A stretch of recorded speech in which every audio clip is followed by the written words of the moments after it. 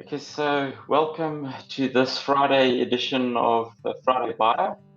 I have the absolute pleasure today of introducing a man that has lectured with me in South Korea.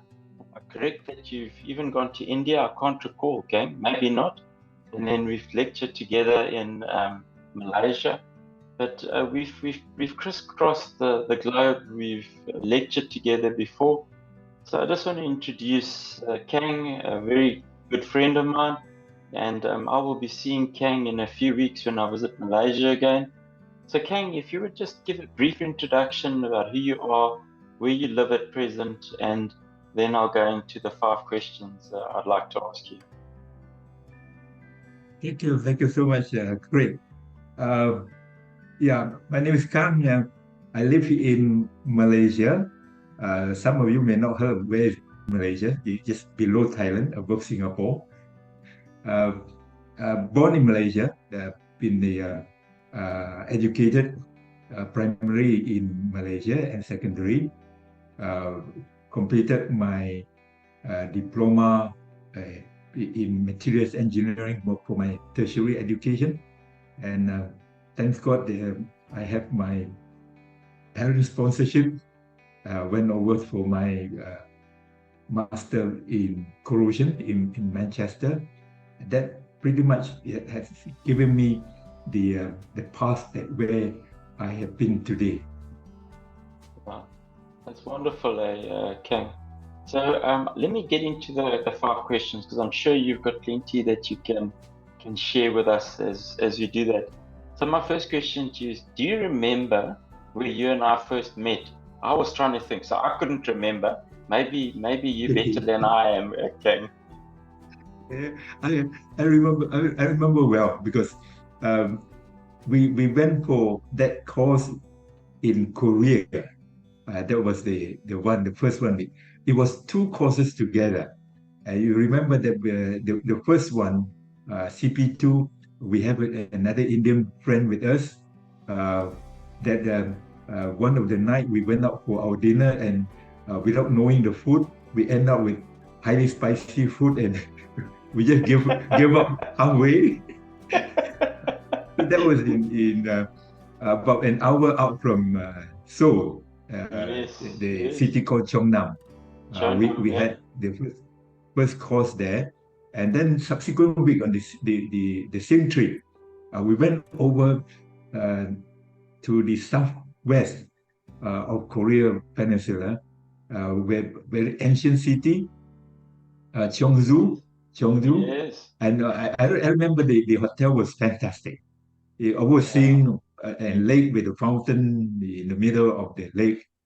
And we had good time there, because student was very cooperative, and it was a very enjoyable trip overall. Being in the class, and also with the scenery around the hotel and the ancient city.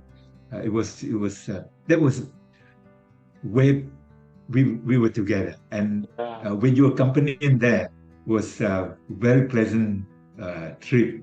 And since then, I think he has put the faith that we have been together for so many courses.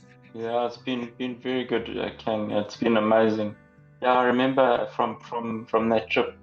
You were one of the standout people for me, because your passion to help the students and that was very visible.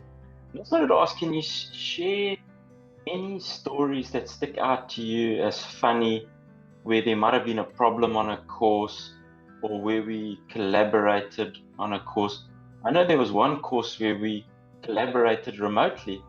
That I've never done before. I don't think AMPP. Do you want to maybe tell us about that, Kang? Yeah, I think the remote course that we had just right over before the end of the pandemic. You were supposed to be here. You were supposed to be here, and the last minute you couldn't get your visa for some reason. You couldn't be here, and together with M's team in Malaysia, we trying to figure out how to work it out. And Mervyn especially put on a lot of effort how to get the course on with you back in South Africa, and we all here. And thanks God, we managed to figure out, and the student was very pleased with how we could do it. Where that I have to do it alone to set up the station, and you were comforting them, and went through a lot more session with them. And I think at the end of the course, from the reaction from the students, I feel very pleased that we are, because it was nervous in the beginning. How are we going to do it? And when we've gone through the first day, we started to figure out how to make it the second day. It was excellent. That after the course, you will remember when we have a physical course together when it came over. The first thing, we hug each other so tightly. Yeah, Kang, I think that course made me realize that what you and I do in teaching people practical skills, it cannot be done remotely. There's knowledge that you can transfer remotely, but being together and being able to demonstrate and guide and show people is very different. And you were amazing during that course, my friend. You carried a huge load. You had problems with the electrical supply. You had problems with so many things, and yet you were able to make it work. So that, I mean, we laugh. You and I laugh now, but you were sweating and panicking during that course. Actually, the little credit should be on your side, because you coming down a lot, and recommended me what to do next, and everything works out well, except that there was an incident that when I plugged on the power plug, first I got the power, and then suddenly everything just gone. So then I went back to you. I said, I need you to drag the class slightly longer before I troubleshoot what has gone on, what has gone wrong, because it was everything was all right just before we started our practical station, and few of them just could not get the power in. Yeah. I was changing things here and there. and we've had that happen again. But Kang, let's stop there, otherwise we'll never get to the next question. Next question I wanted to ask you is, I think you touched on it a little bit earlier. So you finished your studies at university, and then you had this opportunity to go and study at UMass. You returned to your station back in Malaysia. Can you just tell us a bit what your journey was like in brief, for you to end up in Corrosion the way you are now? Yeah, it started with one of my ex-boss, because after I returned from Manchester, I was looking for a job. So I was jobless for nearly 2 months then. And then I received a call my ex-boss was introduced by one of my former classmates who has already worked in that company. And the company was a protective paint manufacturer. And then almost at the same time, at that moment, they got in the furniture coatings. So I started in the paint manufacturing industry first, but I was put to the protective coatings. So that's where I started my corrosion career again. So, but then it lasted me only half a year, yeah. And I was still interested in cathode protection, because since the UMass time, I always felt that the cathode protection is something that very practical. I like to explore something more practical, hands-on. So then, same thing. My ex-boss has introduced me first to become a cathodic protection engineer for a long gas transmission pipeline. But in the beginning, my job was only installing the test leads. using pin bracing. I was jumping up and down the pipeline. But then it took me, I finished about 300 kilometers of the pipeline project, which was 712 kilometers. I didn't finish the whole project, but it was about a year over. Then I came back to really started to do more real CPU work, installing and designing the anodes for jetties, so on and so forth. So that it brought me there. But along the way, it was always my passion to teach, because I believe that teaching is one of the best ways to learn. Yeah. So I was doing part-time back to my college where I came from in Kuala Lumpur to do part-time lecturing. Normally I go in the evening or night, teaching corrosion engineering for 7 years. And then subsequently with another friend, an associate professor in the University of Malaysia, the most famous university in Malaysia. So I was introduced to teach for a year, also in the corrosion engineering. So cross between that time, the non-profit organization institutes has invited me to teach casualty protection. So I began to teach casualty protection courses for the institute. Began in 1996. That was the first course that I taught. Then it took me quite some time to teach the casualty protection courses until 2013 or 2014. A Dutch friend asked me to become his referee because he was applying to become the instructor for NACE. So it sparked my mind that I said, why not? I apply as well. Thanks God I got through. And in the beginning, I got a very good mentor. I was working, the two CP1 and CP2 evaluator was John Chase. John was a very good teacher to me.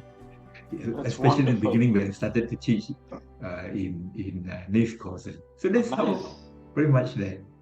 Amazing, Kang, your journey's taken you through different forms of study, then being able to go back and for you to teach. That's amazing.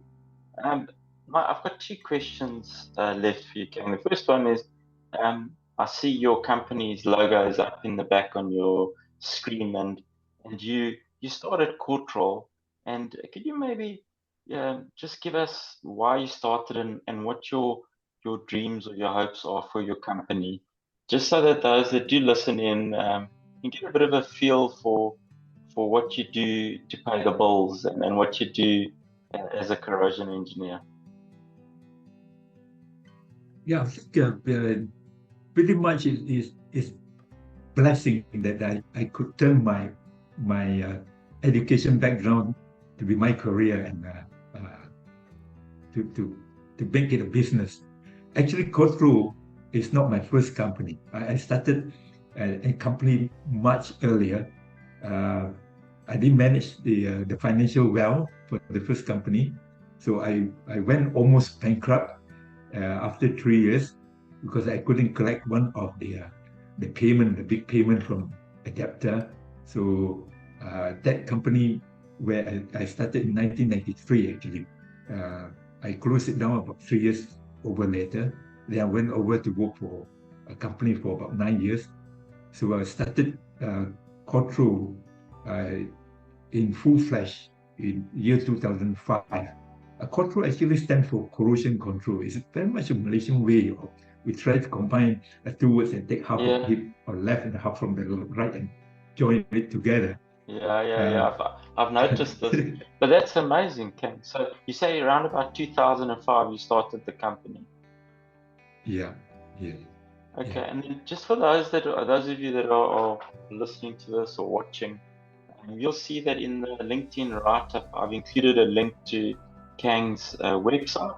and there's a link to his LinkedIn profile. And the hope is just that if you are looking for services in the Southeast Asia region, reach out to Kang, have a conversation. There are other people in the region. That's not to say that he's the only person, and I don't think Kang would ever say that, but he's a man of integrity. He tries his best to do the right thing. And you'll see in the write-up that it's not always about profit, but it's about service delivery. It's important to him. Can I go on to the next question, if it's okay with you? It's the last question is really it's a personal question, but I could also, you've touched on it earlier, is why do you continue to teach?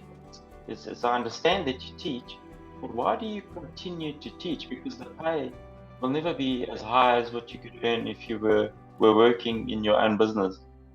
Give me some insight into why you continue to teach. That has many reasons now. I think in the beginning was very much of passion that, like what I said just now, the best way to learn is to teach. But then, especially in the later years when I started to teach for niche courses, where it became more international and meeting the co-colleagues and instructors together, a lot more that I learned. But then teaching in the classes, it kept on refreshing me and allowed me and led me to think of way how to deliver certain technical message in a correct way, in a way that people could understand and people could visualize what is that particular technical is all about. And as the more we teach, I think it has a temptation. The more we would like to learn, and when we get something, we learn up something, we would like to go to teach again. So I think that is the internal drive that I enjoy teaching a lot. Of course, my business is busy, but whenever there's opportunity like this to get away for like a week in a few months and into a totally different world, teaching and business, it gives a good balance as well. And especially meeting students from different countries, different culture. So the teaching itself, not only teach, but we learn a lot from the student. From the student, the natural life and what they're hoping to have, and especially when come across some students who almost for everything just to come for a course to get certified, and it then gives me the feeling that it becomes a mission to lead them over, to get them passed together. That's why I always would like to say it in the beginning of the class. Let's get passed together. Let's work together to pass. Oh, that's wonderful, Kang. It really is wonderful. Look, my friend, I'm so looking forward to us being able to teach together in Malaysia soon. I know there may be other business opportunities in future. There may be other ways for us to interact. But I really, Kang, want to thank you for your time today and for, I know it's a short time together, but you've given people a little bit more insight into who's behind Corrtrol. I mean, eventually, sometimes as we get older, we don't share our story. And something that's always struck me, and for those that are listening, that you've always told your story to me with incredible gratitude towards your parents. You carry an incredible gratitude towards AMP. You carry a gratitude towards your fellow instructors, even to your students. And I think I've had the fortune of visiting 55 countries, Kang, and I've met many people, but I haven't met many people that carry the same humility and gratitude that you do, my friend. So I want you to hear it from me, that I recognize that, and I really value your friendship and you giving me your time today. I don't know if you have anything you want to say before we end our time together. I think really to meet people like you especially, and not only work together in the classes, and we have so many things to share every time when we met. Personal experience, the view technically, and even politically. We chat. When two of us sit down, we just have so many things to talk. Really, that in life to have to meet people like you, great. It gives me a lot more different ways to look at things. Yeah, especially to share that you have no hesitation to share that your experience and the background in around your house, your house in the country, and what we experience over here. And end of the day, we found a lot of things. We have a lot of things in common. I think that's how probably is the reason why we get along so well. Okay.